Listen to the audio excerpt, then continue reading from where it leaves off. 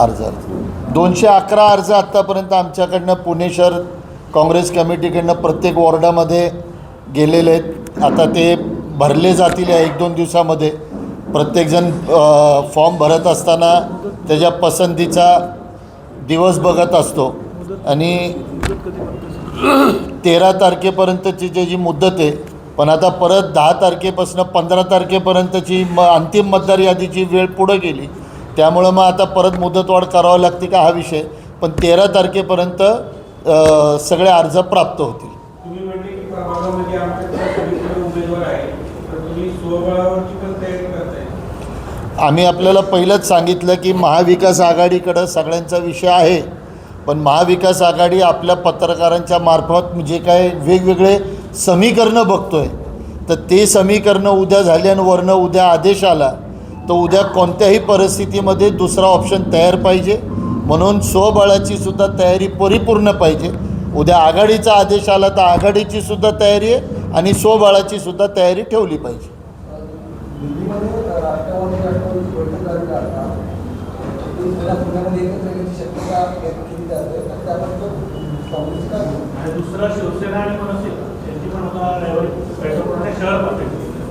त्याच अनुषंगाने मी म्हटलं की आपल्याकडनंच बातम्या ऐकल्यानंतर नवीन समीकरणं तयार होत आहेत. त्या समीकरणाच्या संदर्भामध्ये प्रदेश काँग्रेस कमिटी निर्णय घेईल.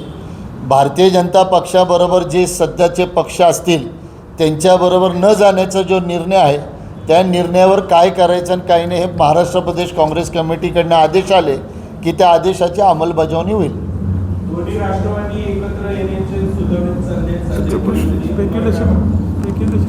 मला वाटतं त्यासाठी पवारसाहेबांनी परवाच एकदा क्लिअर केलं आहे आणि त्यांच्या प्रदेशाध्यक्षांनी सुद्धा पत्रक काल एक काढलेलं आहे की माध्यमांशी बोलताना फक्त जिल्हा अध्यक्षांनी बोलावं आणि पूर्ण महाराष्ट्रासाठी जे पवारसाहेबांनी संकेत दिले की महाविकास आघाडी म्हणूनच लढले जातील काँग्रेस, राष्ट्रवादी काँग्रेस आणि शिवसेना. भाजपने मुरलीधर मोहोळांकडून नेतृत्व दिलं, काँग्रेसचं नेतृत्व पुण्यात कोणाकडे असेल? काँग्रेसचं नेतृत्व सामूहिक नेतृत्व आहे आणि आपल्यासमोर आपण बघत असाल अनेक वर्षाचे अध्यक्ष माजी मंत्री रमेशदादा बागवे आहेत, आबाईजी छाजेडे, दीप्तीताई चौधरी आहे, कमलताई व्यवहारे, बालगुडे, दरेकर आहेत, तिवारी आहेत, अजून शिवरकर साहेब बाहेरगावी असल्यामुळे आले नाही. तर सामूहिक नेतृत्व आहे आणि प्रत्येकजण एक विधानसभा घेऊन कॉन्सन्ट्रेटेड काम करणार आहेत. आणि ज्यांचं नाव तुम्ही घेतलं, जमीन हडप करणारं नेतृत्व आमच्याकडे नसणार आहे. तुम्ही आता माजी सभागृह नेत्यांवर गंभीर आरोप केले, त्यामध्ये तथ्य आहे असं वाटतं का? तुम्ही माजी सभागृह नेत्यांवर आता आरोप केले भाजपच्या असलेले, तरी त्याच्यामध्ये तथ्य आहे असं वाटतं का? तथ्य नाही, पुरावा आहे. तुम्ही जाऊन तिथं बघितलं तर रोजचे. माझं तर आव्हान आहे ऐकताना, त्यांचं कॅबिन, बांधकाम खात्याचं कॅबिन, भवन विभागाचं कॅबिन, ह्याच्यात CCTV फुटेज ओपन करा. एक CCTV फुटेज बालगुडेने ओपन केलं, आपल्याला वोट चोरीचा मुद्दा समोर आला. या प्रत्येक भ्रष्टाचाराच्या मुद्द्यावर तुम्ही जावा. 24/7ची कामं न झालेल्याला ॲडव्हान्स पेमेंट करणं, त्यानंतर नदी सुधारण्याची पेमेंट करणं, STPला रिंग करणं आणि 32 कोटीचे झाडं किती आहेत हे मोजण्याचं काम. हे आंधळं दळतं आणि कुत्रं पीठ खातं आहे, ह्या वाक्यामध्ये पुणे महानगरपालिकेमध्ये सगळा कारभार करदात्याचा पैसा लुटला जातो असं आमचं स्पष्ट मत आहे. स्थानिक पातळीवरून जर कुठल्या कार्यकर्त्यांनी किंवा कुठल्या उमेदवाराने असं सांगितलं की एखाद्या पक्षासोबत आपल्याला जायला लागेल इकडे निवडून येण्यासाठी, तर त्याची तयारी आहे? प्रत्येक कार्यकर्त्याचं मत महत्त्वाचं आहे, ह्याच्यात काही दुमत नाही. पण शेवटी सामूहिक आणि प्रदेश काँग्रेस कमिटीकडे सगळ्या नेत्यांचा अहवाल गेल्यानंतर जो आदेश आणि जो निर्णय प्रदेश काँग्रेस कमिटी घेते त्याला शहर काँग्रेस अंमलबजावणी करते. पक्षाच्या कार्यकर्त्यांना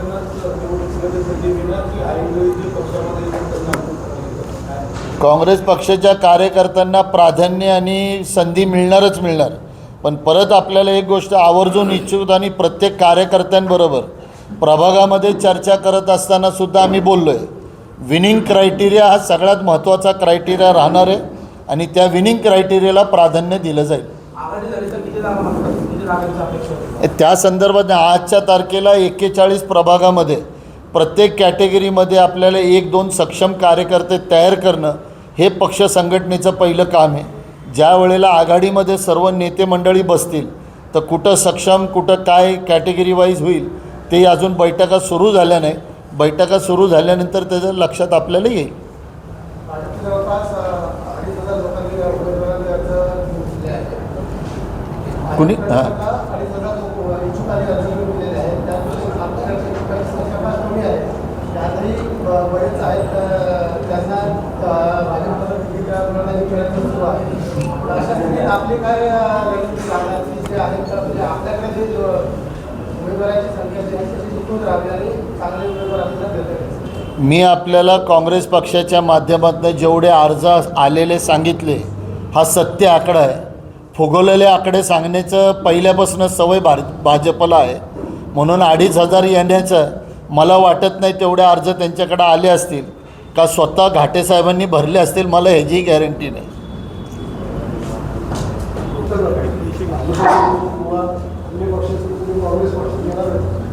काय म्हणले तुम्ही? निश्चितच मी तुम्हाला पहिलंसुद्धा सांगितलं की विनिंग क्रायटेरिया हा महत्त्वाचा राहील.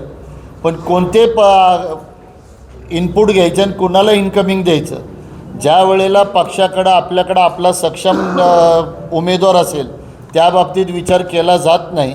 पण भारतीय जनता पक्षाला हरवण्यासाठी जर समविचारी पक्षातले जर आघाडीमध्ये काही होणार असेल तर निश्चितच त्या संदर्भामध्ये काँग्रेस पक्षाची जी समिती स्थापन होणार आहे, बंटी पाटील साहेबांच्या नेतृत्वाखाली ते निर्णय घेतील.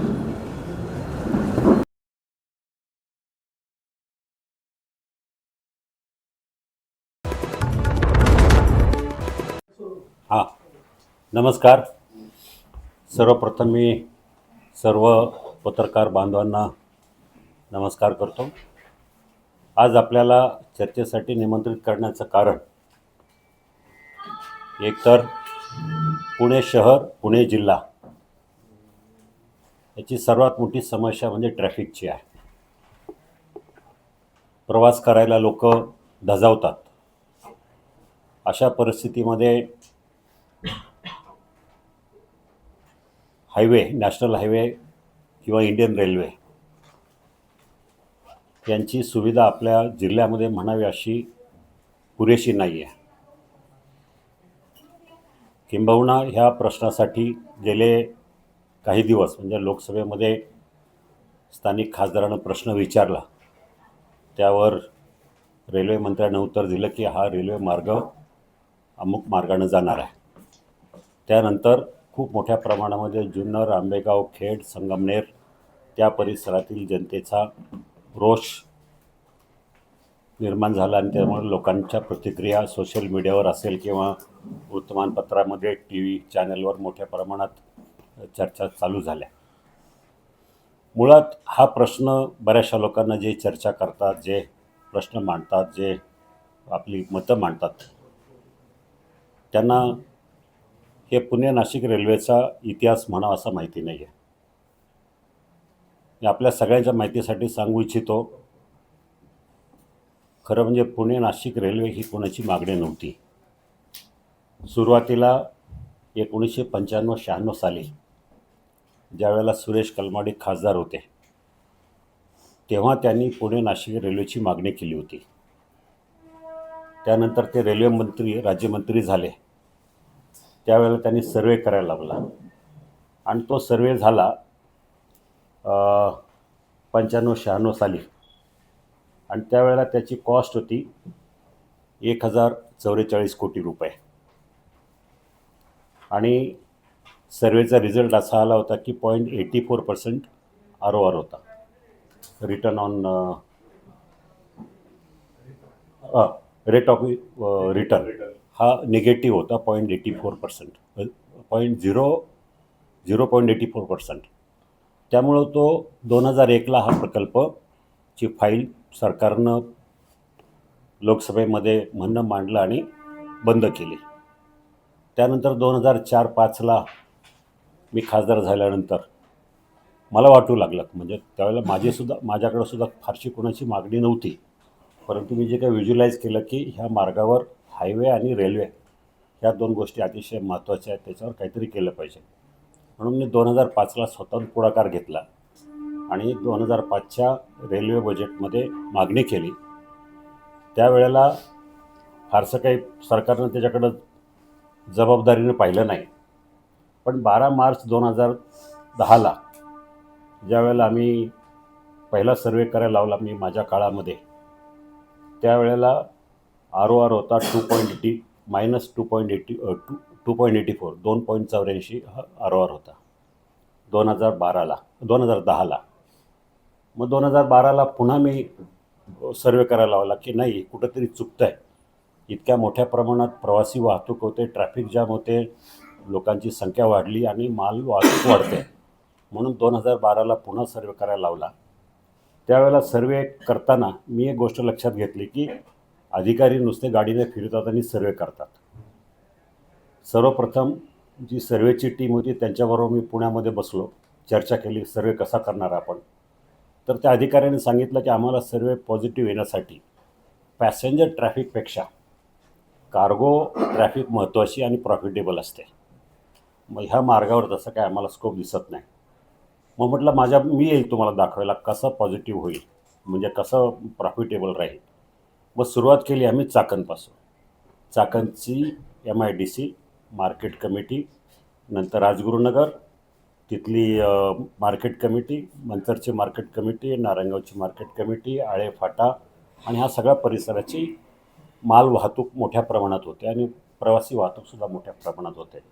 मी त्यांच्याबरोबर ह्या प्रमुख ठिकाणी स्वतः रेल्वेची सर्वे करणाऱ्या टीमबरोबर फिरलो आणि जवळजवळ 2 महिने सर्वे केल्यानंतर त्या सर्वेचा रिझल्ट आला +4.11 आणि तो आला 24 फेब्रुवारी 2012ला आणि तो रेल्वे बोर्डाकडे सादर केला 24 फेब्रुवारी 2012ला आणि 4% हा प्रॉफिटेबल सर्वे होता. त्यामुळं त्या सर्वेला रेल्वे बोर्डानं बजेटमध्ये मंजुरी दिली आणि काही महत्त्वाचे प्रकल्प, बरेचसे प्रकल्प होतात, मंजुरी देऊन तो पिंक बुकमध्ये घेतला. पिंक बुकमध्ये एखादा रेल्वे प्रकल्प येणे म्हणजे तो नक्की मंजूर आहे आणि त्याला करणं गरजेचं आहे, अशा प्रकारचं पिंक बुकमध्ये तो समाविष्ट झाला. रेल्वे बोर्डाकडं गेल्यानंतर रेल्वे बोर्डाने लोकसभेतनं मंजुरी दिली, जाहीर केलं आणि प्लॅनिंग कमिशनकडं तो जावं लागतं. काय मोठ्या ज्या 1000 कोटी 1200 कोटीच्या वरच्या ज्या योजना असतील किंवा रेल्वेच्या प्रकल्प असतील तो प्लॅनिंग कमिशनकडे जावं लागतात. त्या वर्षी 32 प्रकल्प रेल्वेचे प्लॅनिंग कमिशनकडे गेले. आता सगळेच्या सगळे मंजूर होत नाहीत. आमचा नंबर काहीतरी 30-31 काहीतरी नंबर पुणे नाशिक रेल्वेचा असल्यामुळं सुरुवातीचे 4-5 प्रकल्प घेतले आणि तो फाईल पुन्हा बंद झाली. अशा प्रकारे हा प्रवास करता करता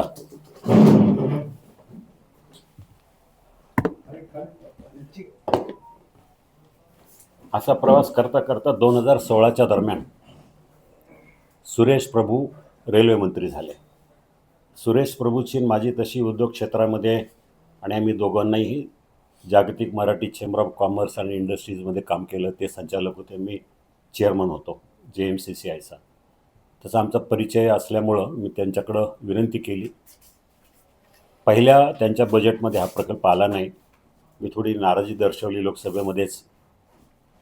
मग त्यांनी मला शब्द दिला की पुढच्या वेळेला घेऊ म्हणून 2016च्या दरम्यानच्या बजेटमध्ये त्यांनी ह्या प्रकल्पाला मंजुरी दिली आणि त्यावेळेला त्याची कॉस्ट 2425 होती. सुरुवातीला 1000 कोटी होती 2005मध्ये 4मध्ये आपलं 95-91ला आणि आता ती 2425 कोटी रुपये झाली. आणि मग तो सगळे साकार हे सोपस्कार झाल्यानंतर असं ठरलं की हा प्रकल्प राज्य सरकार आणि केंद्र सरकार दोघांच्या 50-50 पार्टनरशिपमध्ये करायचा. मग दोघांनी 50-50 कोटी रुपये जमा करायचे सुरुवातीला सीड कॅपिटल म्हणून आणि काम चालू करायचं.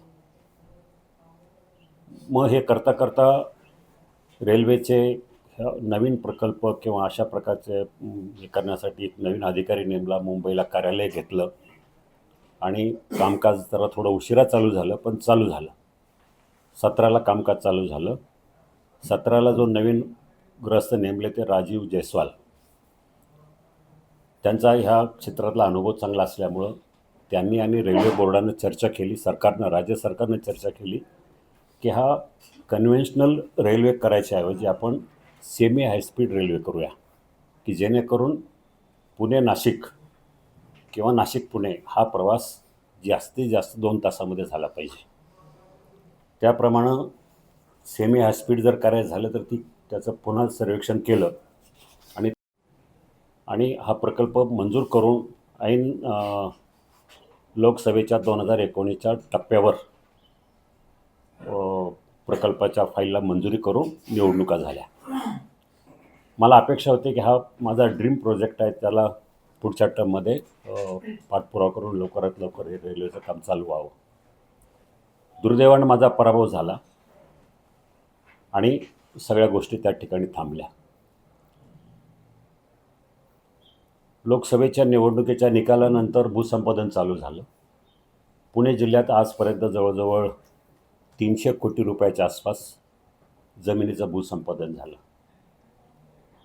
नगर जिल्ह्यामध्ये म्हणजे नगर, नाशिक त्या परिसरामध्ये 550 कोटी म्हणजे 900 कोटी रुपये हे भूसंपादनासाठी आजपर्यंत खर्च झालेले आहेत.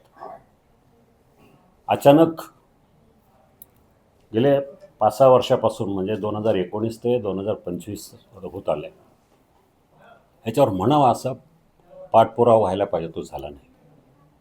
माझी सवय असून एखादी गोष्ट करायची झाली तर त्याचा पाठपुरावा पिछा सोडत नाही, परंतु त्यानंतर तसा पाठपुरावा न झाल्यामुळं फारसं कोणी त्याच्याकडे लक्ष दिलं नाही.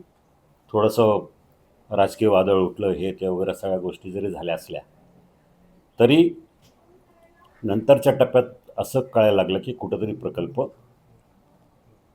त्या जागेवर, त्याच टेबलवर तीच फाईल तशीच पडून आहे. मग पुन्हा मी सुरुवात केली 2024च्या दरम्यान, 22-23ला जेव्हा एकनाथ शिंदे मुख्यमंत्री झाले, त्यांच्या कानावर घातलं, देवेंद्रजींच्या कानावर घातलं आणि एकदा तिथं पुण्याला जाऊन मुंबईला जाऊन बैठक पण घेतली, दिल्लीला जाऊन. पण त्यावेळेला असं लक्षात आलं की आता त्यांचे रेल्वे मार्ग बदलायचा विषय चालू होता. एकतर ते रेल्वे मंत्री आणि इथले अधिकारी यांच्यामध्ये काहीतरी प्रेझेंटेशनमध्ये किंवा काय कारणामुळे झालं मला माहिती नाही, परंतु रेल्वेचा अचानक मानसिकता बदलली आणि रेल्वे मार्ग चेंज करायचा. तो कुठला कसा करणार आहे, काय करणार आहे त्याची माहिती आता पब्लिकमध्ये कोणालाच माहिती नाही. काही ठराविक लोक असतील त्यांना माहिती असावं, परंतु खाली काहीच माहिती नाही. पण गेल्या लोकसभेमध्ये प्रश्न निघाला गेल्या आठवड्यात ह्या अधिवेशनात, त्यावेळेला मी अधिकाऱ्यांकडनं माहिती मागवली, दिल्लीमधून, मुंबईमधून, सर्वे करणाऱ्या कंपनीकडनं. त्यावेळेला कळालं की हा मार्ग पुण्यावरून नागपूर, आपलं नगर, लोणीकण, रांजणगाव, शिरूर मार्गे नगर आणि नगरवरून शिर्डीला जाणारी नगर टू शिर्डी ऑलरेडी ट्रेन आहेच आहे, म्हणजे तिथं नगरवरून जोडायचं शिर्डीला जाण्यासाठी आणि शिर्डीवरून नाशिक. त्यावेळेला त्यांचा आग्रह होता की शिर्डी जोडायची.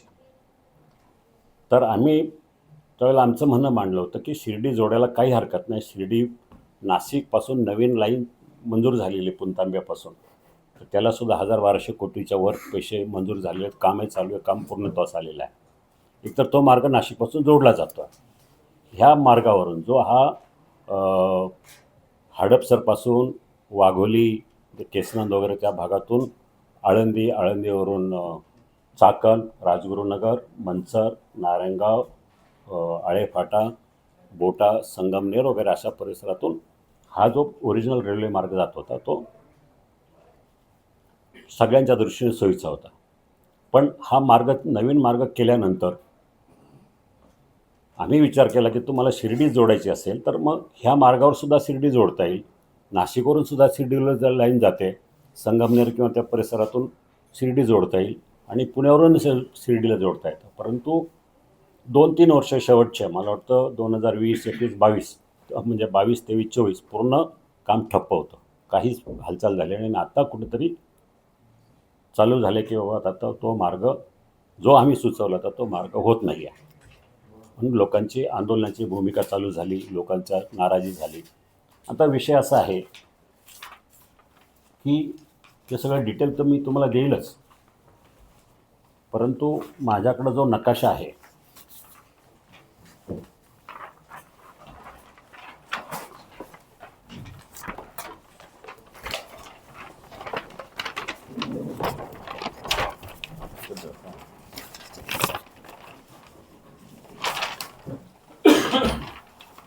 या नकाशाप्रमाणे हडपसर, हवेली, आंबेगाव, जुन्नर वगैरे असा संगमनेर, सिन्नर असा मार्ग जो जात होता तो शिर्डी आपल्याला इकडनं अशी पण जोडता आली होती.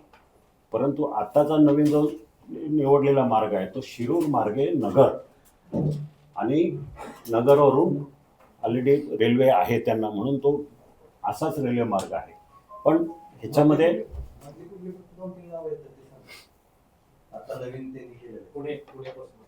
पुण्यापासून शिरूर, रांजणगाव आणि नगर असं आहे.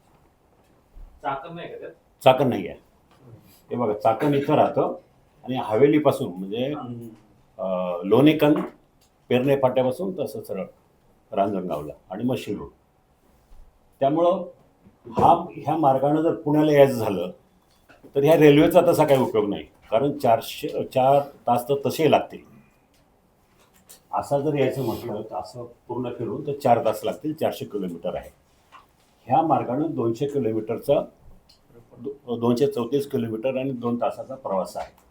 आता प्रश्न असा येतोय की कारण सांगितलं जातं रेल्वे मंत्रालयाकडून किंवा रेल्वे प्रशासनाकडनं सुरुवातीला हा प्रकल्प राज्य सरकार आणि केंद्र सरकारच्या माध्यमातून पार्टनरशिप कंपनी MRIDLच्या माध्यमातून होणार होता. आता ते तिथून काढून घेतलं आणि डायरेक्टली रेल्वे करते हा प्रकल्प. बरं, जर रेल्वे करत असेल तर त्यांना GMRT आता सुचली आहे. खरं म्हणजे मला आश्चर्य वाटतं आहे की 2005पासून GMRTचा कधी विषय निघाला नाही. 20 वर्ष. 2005ला रेल्वे मार्ग ज्यावेळेला सुचवला गेला तर 20 वर्षात ना रेल्वेनं सांगितलं ना GMRTनं सांगितलं की GMRTची अडचण आहे. तांत्रिकदृष्ट्या अडचण असू शकते GMRTची, जी नारायणगावच्या बाजूला खोडत गावात आहे. बरं, ती अडचण जरी आहे तर मग ती GMRT आहे म्हणून रेल्वे मार्ग करायचाच नाही असंही नाही ना, त्याला पर्याय शोधला पाहिजे. तर त्याच्यासाठी सुद्धा आम्ही पर्याय शोधला होता, सरकारला सुचवलेलं पण आहे.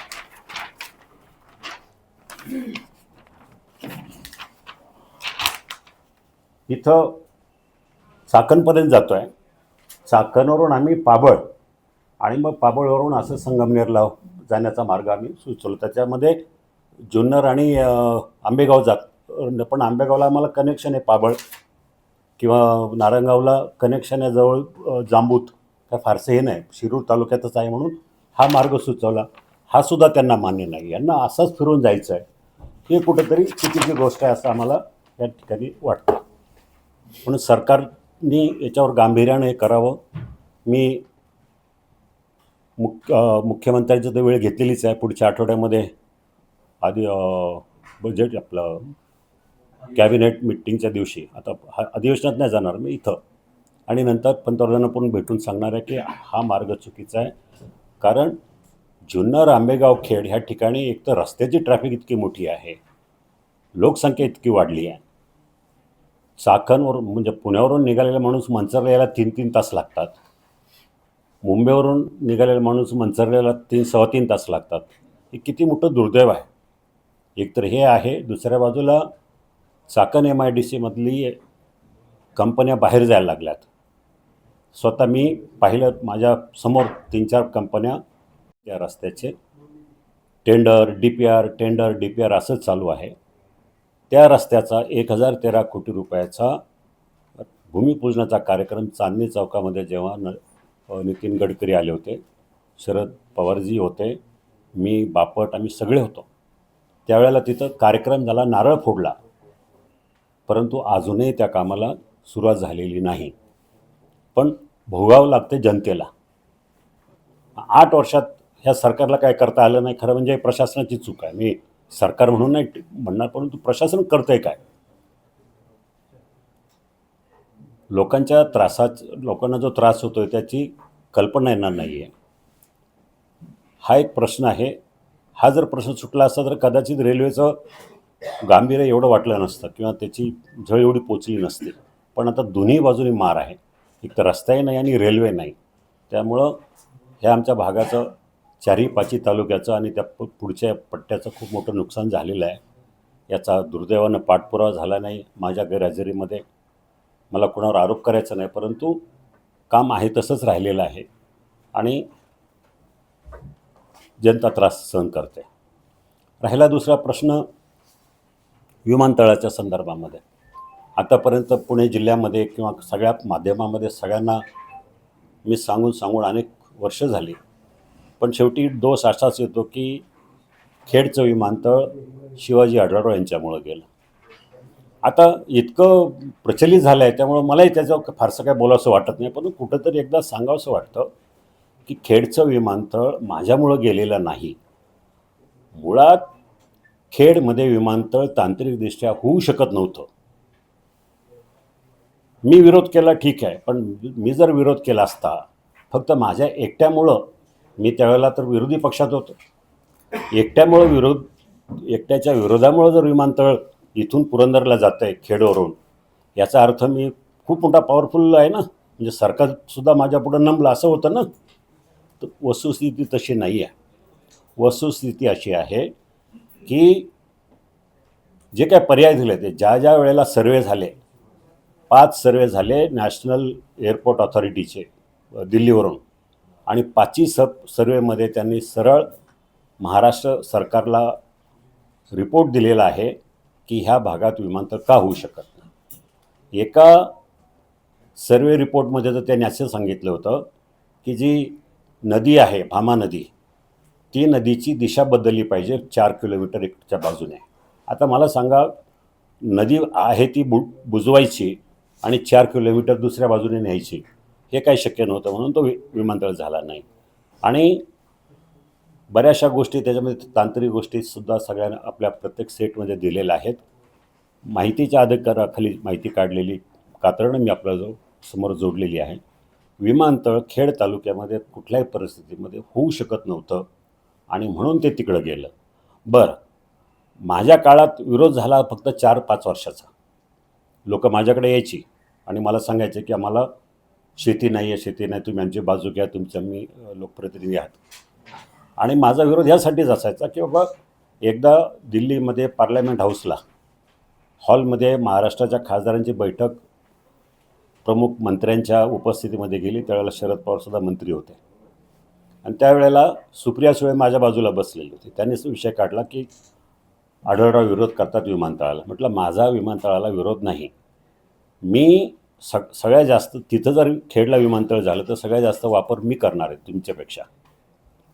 एक वस्तुस्थिती अशी आहे की विमानतळाच्या संदर्भामध्ये मोजणी करायला लोक टीम येतात, कुणाला न सांगतात, त्यामुळं लोक खवळतात. आणि सरकारचे कर्तव्य आहे की बाबा लोकांना सांगावं विमानतळाच्या जर झाला तर तुमचं काय नुकसान होणार आहे किंवा तुमचा काय फायदा होणार आहे, कधी कुणाला काही न सांगता अशा प्रकारचे तुम्ही सर्वे जर करायला लागलात किंवा मोजण्या करायला लागलात तो लोकांचा विरोध होणार. परंतु सरकारनं त्यावेळेला कधीही गांभीर्याने घेतलं नाही, कुणीच गांभीर्याने घेतलं नाही. आणि नंतर सरकारला माझ्या अगोदरच कळलं की विमानतळ इथं होऊ शकत नाही, म्हणून तो पुरंदरला गेलेला आहे.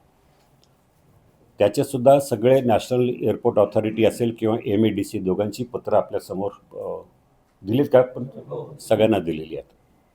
हायवेचं मी तुम्हाला सांगितलेलंच आहे की सुरुवातीला खेड टू सिन्नर हा रस्ता, तीसुद्धा कोणाची मागणी नव्हती, परंतु मी प्रवास करताना मला जाणवायचं की कुठंतरी आज नाही पण उद्या परवा 5 वर्षानं 10 वर्षानं इथं या रस्त्याचं रुंदीकरण गरजेचं आहे. म्हणून मी 2007 पाठपुरावा करत होतो. 2009-10च्या दरम्यान CP जोशी म्हणून काँग्रेसचे मंत्री सडक आणि परिवहन खात्याचे मंत्री होते, त्यांच्याकडे गेलो मी आणि त्यांना सांगितलं की मला हा रस्ता करायचा BOTवर. तर म्हणे ठीक आहे BOTवर करू, पण काय त्याचं VGF किती आहे, VGF म्हणजे व्हायबिलिटी गॅप फंड.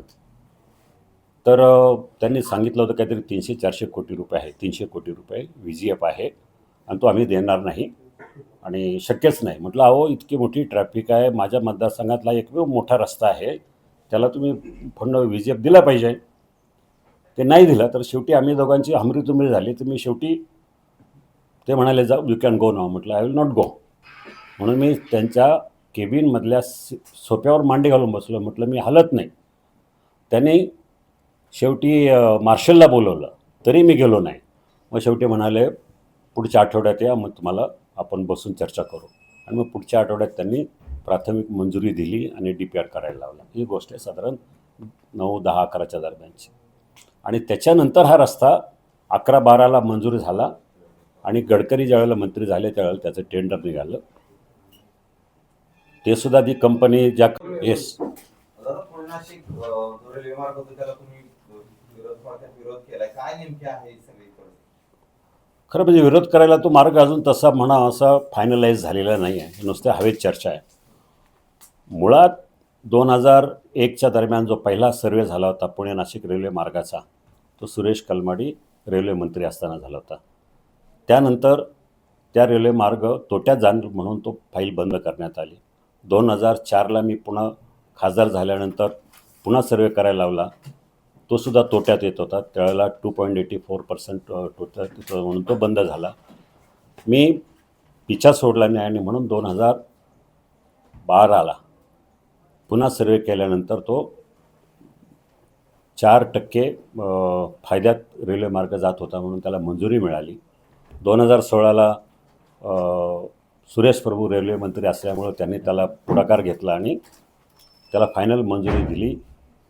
दरम्यानच्या काळात ही कॉस्ट साधारण 2,500 कोटी येत होती. परंतु राज्य सरकार आणि केंद्र सरकारने भागीदारीमध्ये हा प्रकल्प करायचा ठरल्यानंतर 2016ला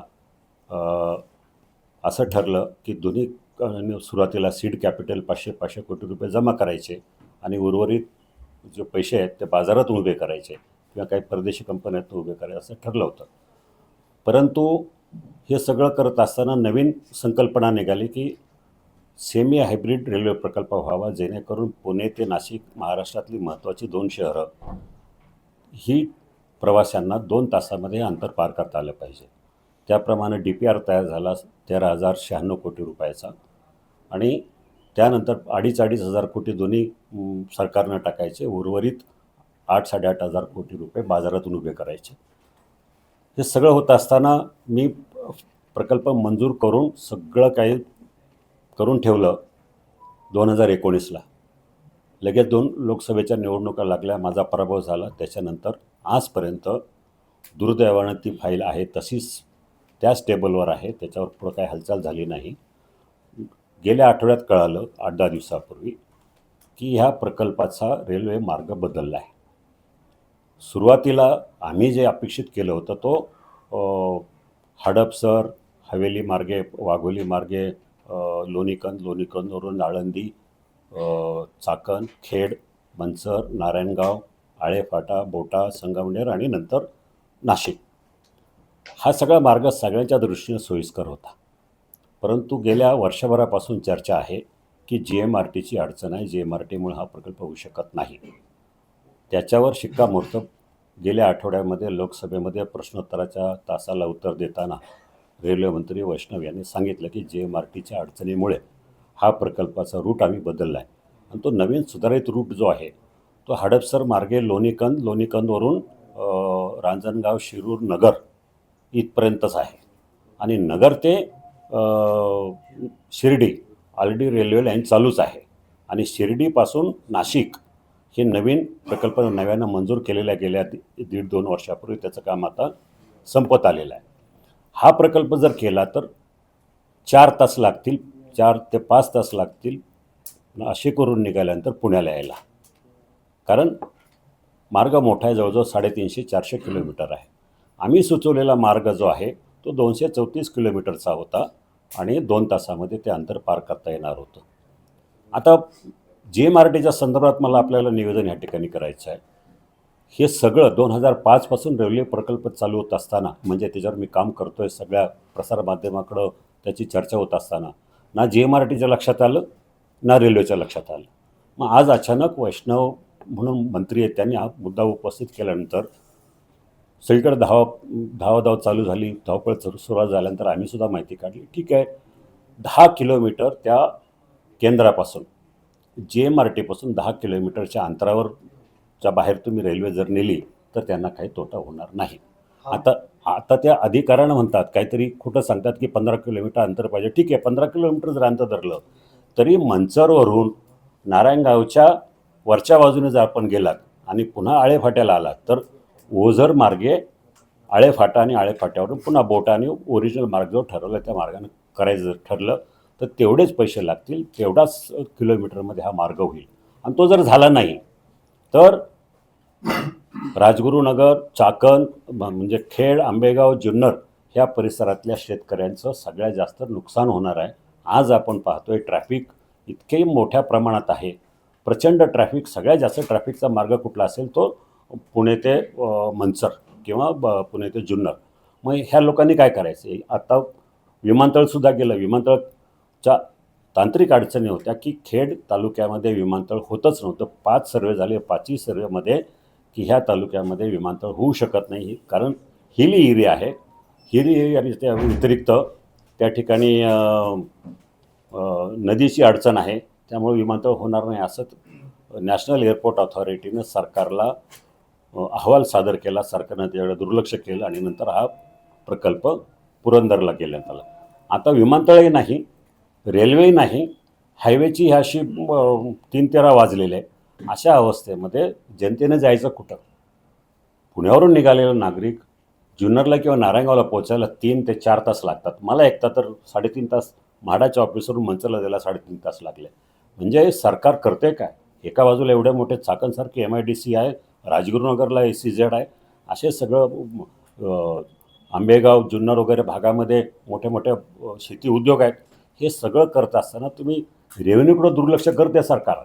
आज नाही म्हटलं तरी 1,00,000-1.5 लाख कोटी रुपयाचा रेव्हेन्यू हा आम्हाला औद्योगिक युनिटकडनं मिळतो आहे. शेतकऱ्यांची मालाची उलाढाल मोठी होते आहे. ह्याच्याकडं सरकार जर दुर्लक्ष करतं आहे, मग नक्की करतं आहे काय? सरकारनं याचा गांभीर्यानं विचार केला पाहिजे, ह्या मार्गाचाच विचार केला पाहिजे. नवीन मार्ग चुकीचा आहे असं तुमचं म्हणणं आहे? 100% चुकीचं आहे. म्हणजे काय, 4 तास जर लागत असेल तर तो रेल्वे मार्ग कशाला? तुम्ही या संदर्भात मुख्यमंत्री आणि पंतप्रधानांची भेट घेणार असं म्हणलं.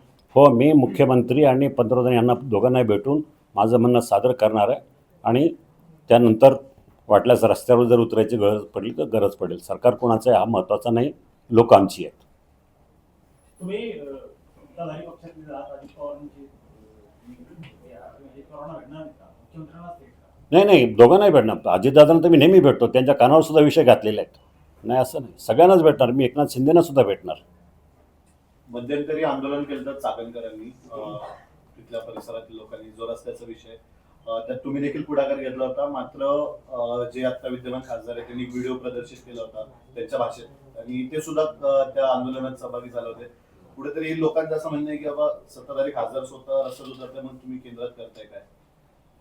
नाही, सत्ताधारी आहे म्हणून तर विषय चालू आहे ना. राज्य सरकारचं जर म्हणणं ऐकत नसेल केंद्र सरकार, राज्यानं तर प्रपोज केलेलं आहे ना हा रूट, आता विरोध करते. आता केंद्रानं तो मान्य केला पाहिजे. ह्याच्यात राजकीय विषय वेगळा आहे, परंतु शेवटी लोकांच्या गरजा महत्त्वाची आहे. आपण म्हणताय की हा मार्ग चाकण मार्ग निघणार आहे, तर रेल्वेने जे डेप्टी कन्स्ट्रक्शनला नेमलं यासाठी, ते आता पुढे जे अहिल्यानगर जे एक्झिस्टिंग रोड जे आहेत त्याच्या डाव्या बाजूनेच हा रूट जाणार आहे. नाही ना, खूप अंतर आहे. 25 किलोमीटरच्या अंतरावर आहे. 25 काय 30 किलोमीटर नाहीच ना, अजिबात नाही जाणार चाकण. तुम्हाला नकाशा परत दाखवतो.